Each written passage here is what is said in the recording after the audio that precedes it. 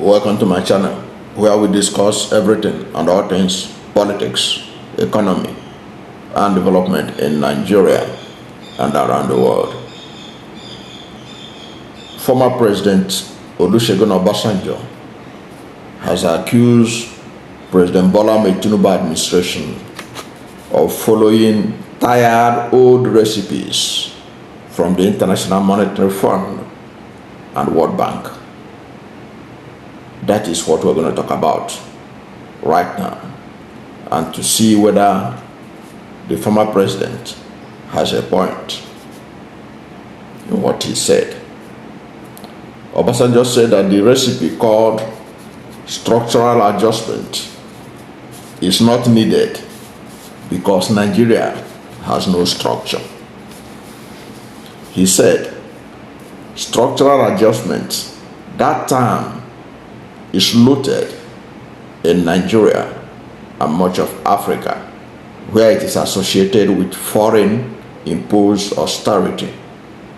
What are we adjusting when we have no structure? Now, Obasanjo's view was reported by the Financial Times, where he asked if Tinubu wanted to shock Nigerians to death. You say it is shock therapy.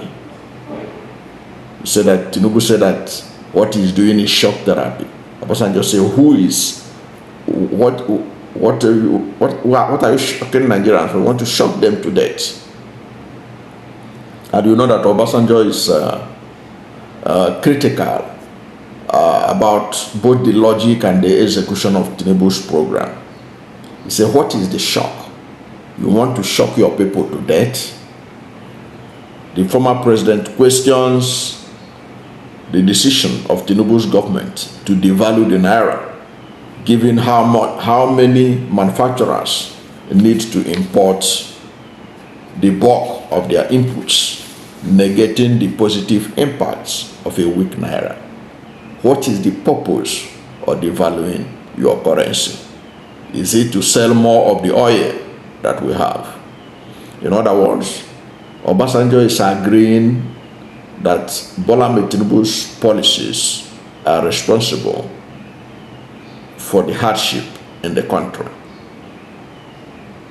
And what Obasanjo said is not new from what the New York Times also reported about Nigerian economy recently.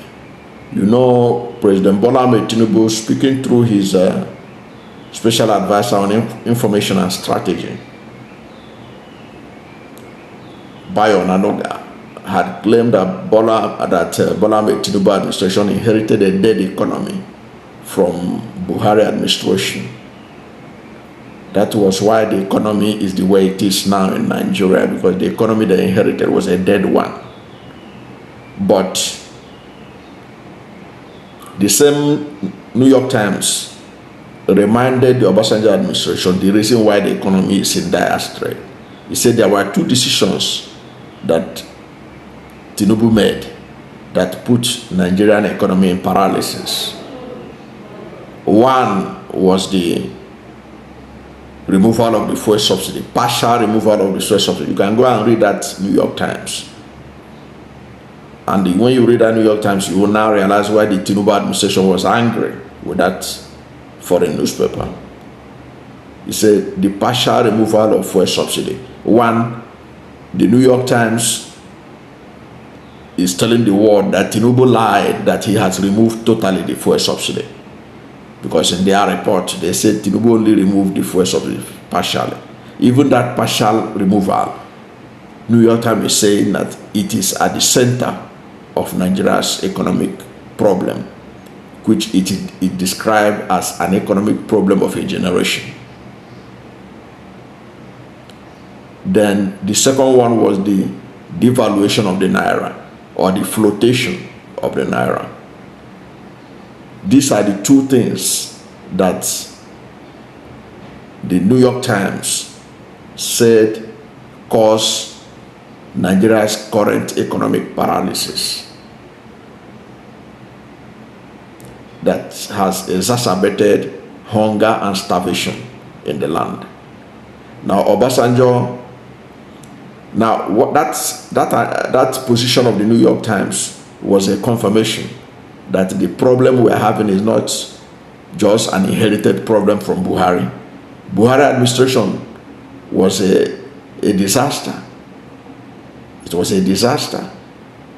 But the Tinubu administration has worsened the situation by their incompetence in carrying out these two policies: removal of fuel subsidy and devaluation of the naira simultaneously, without doing a deep analysis of the consequences of their actions and how to ameliorate it.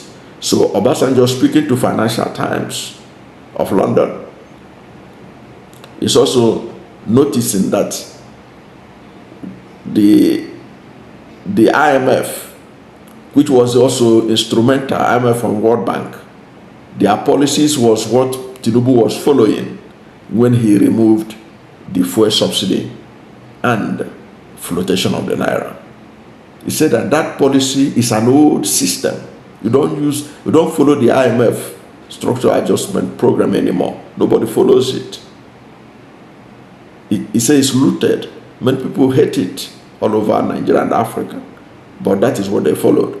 If you remember, the former CBN governor, MFLA, in 2022, he vowed that no matter the pressure from the World Bank and the IMF, that Nigeria is not going to devalue its currency. Nigeria is not going to float its currency.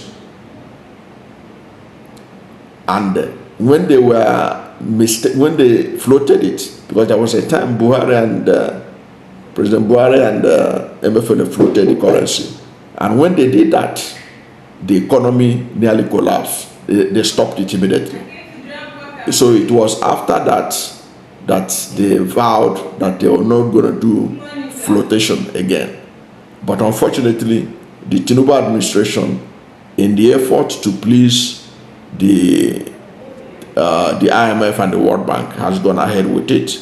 And former President Olusegun Obasanjo is querying that decision, because he said that the flotation of the naira, the valuation of the naira, is supposed to make Nigerian currency weak, so that to make our export attractive. But we are not a manufacturing nation. Even our manufacturers still import over 70% of what they used to manufacture. So what is their gain? What is the gain? In fact, it makes even our export more expensive. That was why you see so many people, multinational companies, manufacturing companies, leaving Nigeria, including pharmaceutical companies. So Obasanjo is apt in his position that, look, what Tinubu did, what they did, their so-called shock therapy, was literally to shock Nigerians to death. And Nigerians could attest to that. So many people are dying. Recently, we heard about somebody that climbed one of the masts protesting because of the hunger in the land. Of course, the person was eventually arrested for attempting to commit suicide. But it typifies the state of the Nigerian situation. And Nigeria has continued to remain the poverty capital of the world, all because of the policies of the Tinubu administration. So I think Obasanjo got it very right that there is no basis to devalue your currency when you cannot benefit from the devaluation. The devaluation, countries like Japan, China, they can make their currency to be weak because these are exporting nations. They export manufactured goods. That was what Obasanjo was asking jokingly. I say, okay, if our naira is weak, are we making it weak so that we can export more oil or what? Already we know that as a member of OPEC nation, Organization of Petroleum Exporting Countries, we're a member of OPEC, we have our quota. What do we benefit by a weak naira? Nothing. A weak naira ought to help us if we are a manufacturing nation, but we are an import-dependent nation. We import virtually everything that we use in Nigeria. Even our manufacturers import more than 70% of the components of their manufacturing product, of their manufactured products. So head or tail, we lose in the flotation. So it was a good observation by former President Obasanjo.